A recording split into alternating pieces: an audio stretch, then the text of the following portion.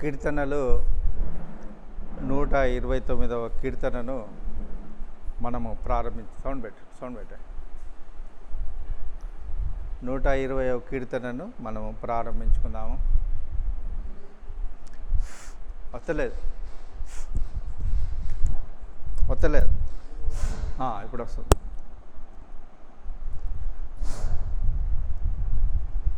ఇశ్రాయేలు ఇట్లను నా యవన కాలము మొదలుకొని పగవారు నాకు అధిక బాధలు కలుగజేసి ఉంటుంది. ఈ యొక్క అసెంట్ కీర్తనలు అంటారు దీన్ని. ఏ కీర్తనలు అంటారమ్మా? యాత్ర కీర్తనలు. ఏ కీర్తనలు ఇవి? యాత్ర కీర్తనలు.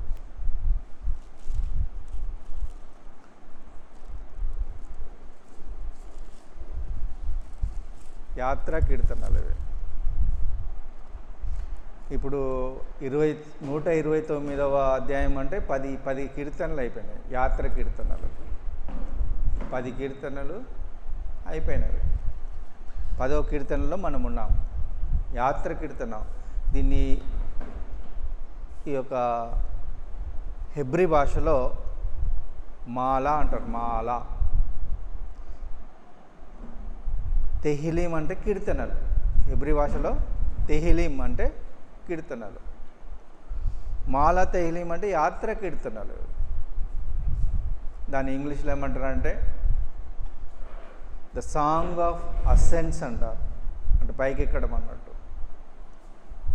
సాంగ్స్ ఆఫ్ స్టెప్స్ అంటారు. స్టెప్స్. సాంగ్స్ ఆఫ్ అస్టేర్ అంటారు అన్నట్టు. స్టేర్. ఇది ఈ యొక్క కీర్తనల భాగం అన్నట్టు. మాలా కీర్తనలు, యాత్ర కీర్తనలు. ఇందులో 10 యాత్ర కీర్తనలు 15 అధ్యాయాలు ఉంటాయి. 15 అధ్యాయాలలో ఇప్పుడు 10వ కీర్తనను మనము ప్రారంభించుకుందాం. ఇశ్రాయేలు ఇట్లనును నా యవన కాలమున మొదలుకొని పగవారు నాకు అధిక బాధలు కలగజేయచ్చు వచ్చేది. యవన కాలం ఏంటిది? ఇశ్రాయేల్కి యవన కాలం ఏంటిది? వయసు అప్పుడే. కానీ ఇశ్రాయేల్ ఏ స్థితిలో ఉన్నారు అప్పుడు? మనకు బాల్యం ఉంటుంది, యవనం ఉంటుంది, వృద్ధాప్యం ఉంటుంది కదా. అట్లాగే ఇశ్రాయేల్కి ఉంటుంది. ఇశ్రాయేల్ దేశానికి ఉంటుంది. బాల్యకాలం ఎప్పుడంటే పితరుల కాలం అన్నట్టు. అబ్రహాము, ఇస్సాకు, యాకోబు కాలంలో అది బాల్యకాలం. యవన కాలం ఎప్పుడు? వాళ్ళు ఇశ్రాయేలీలు ఐగుప్తు దేశానికి వెళ్ళినప్పుడు అది యవన కాలం. అర్థమైందానే చిన్నానా? ఇశ్రాయేల్కు బాల్యకాలం ఉంటుంది, యవన కాలం ఉంటుంది, వృద్ధాప్యం ఉండదు. ఎందుకంటే ఇది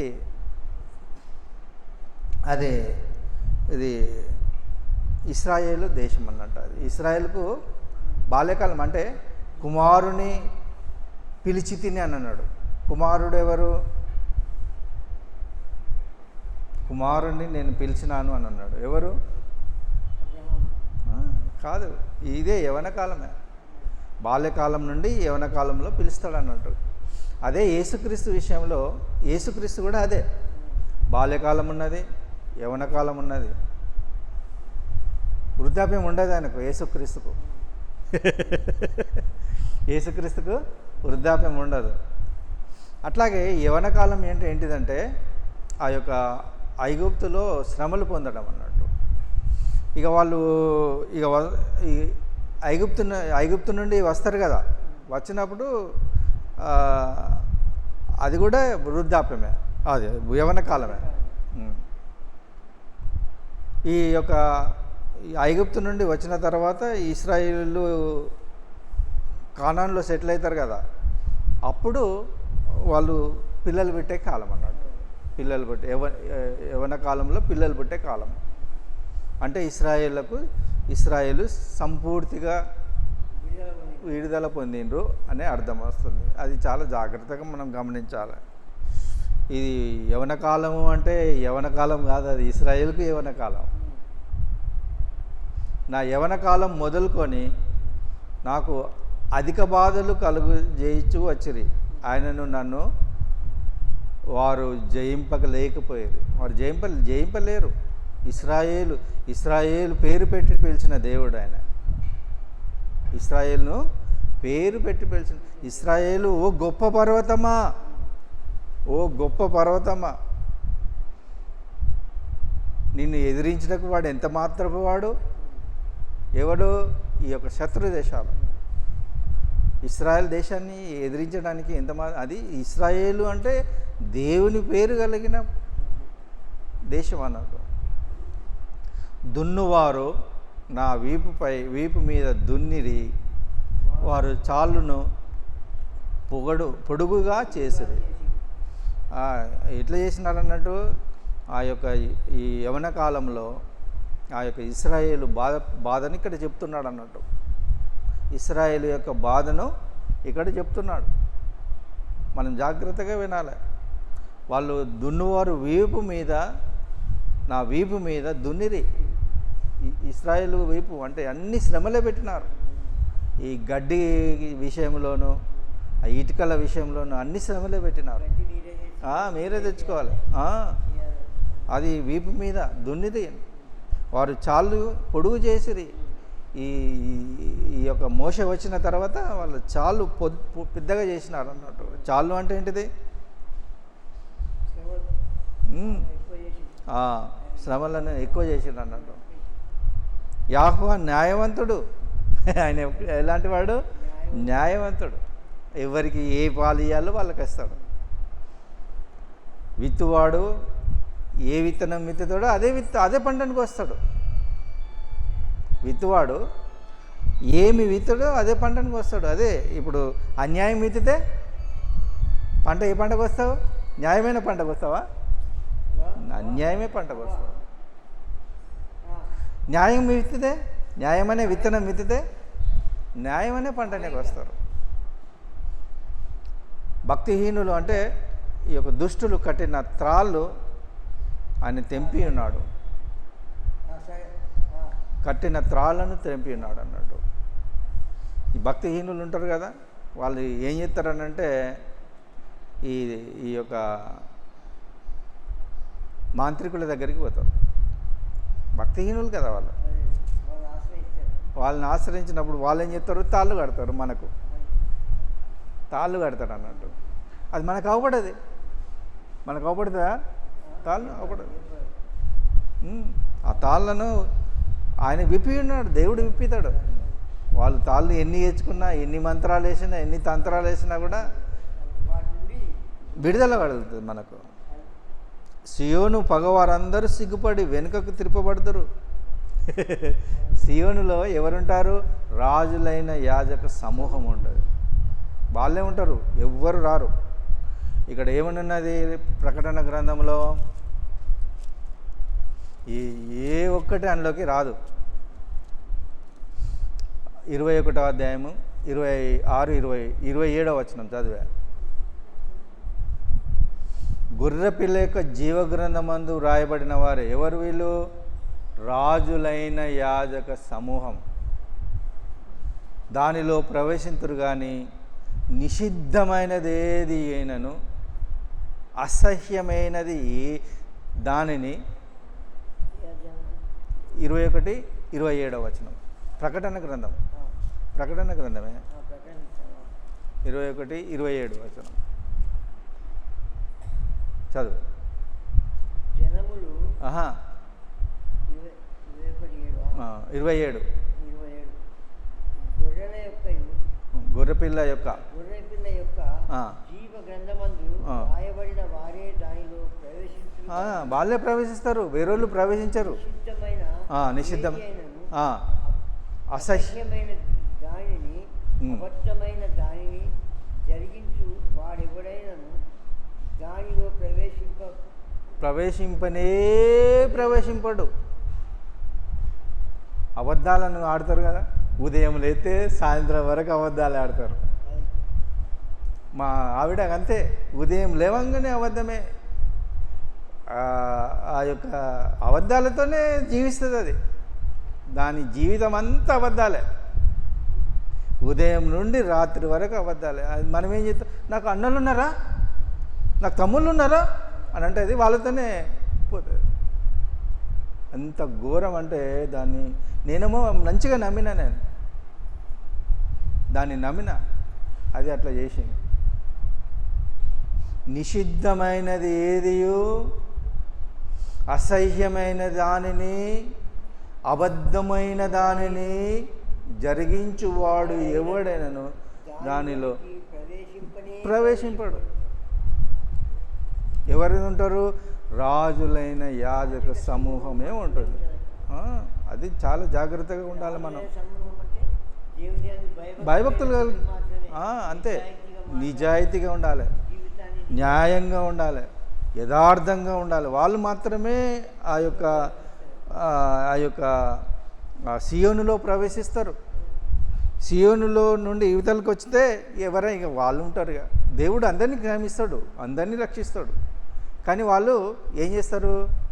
ఈ సాతాను పెట్టే బంధకాలు వాళ్ళను పట్టుకొని పోతాయి.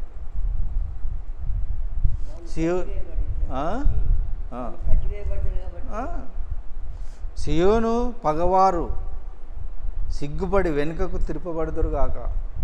సియోను అంటే మనకు వ్యతిరేకంగా ఉన్నవారు, పగవారు అని అంటే మనకు వ్యతిరేకంగా ఉన్నవారు సిగ్గుపడి వెనుకకు తిరుపబడుదురుగాక. వారు ఇంటి మీద పెరుగు గడ్డి వలె నుందురు.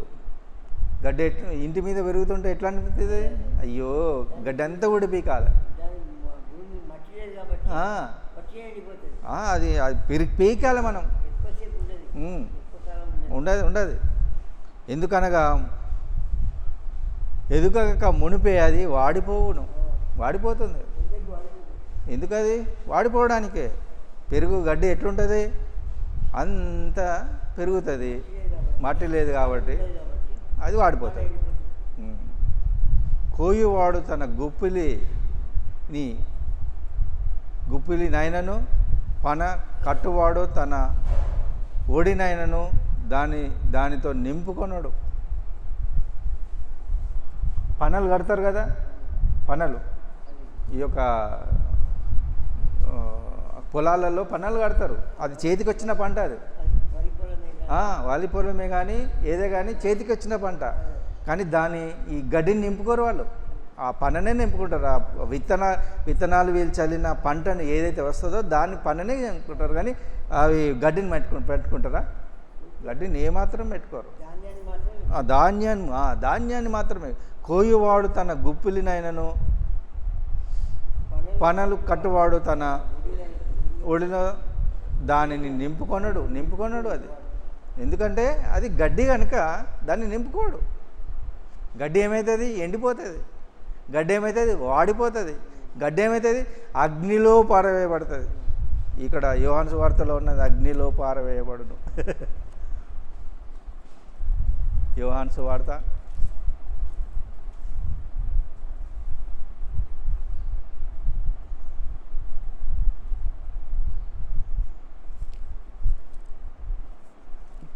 15వ అధ్యాయం.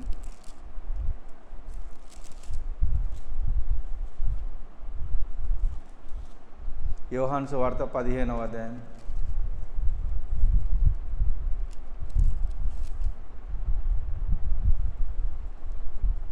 5వ వచనం. ద్రాక్షవల్లిని నేను, తీగలు మీరు. ఎవరు నాయందు నిలిచి ఉందురో, నేను వారి యందు ఎవని యందు నిలిచి ఉందునో వాడు బహుగా ఫలించును. నాకు వేరుగా ఉండి మీరేమీ చేయలేరు. ఇంకోటి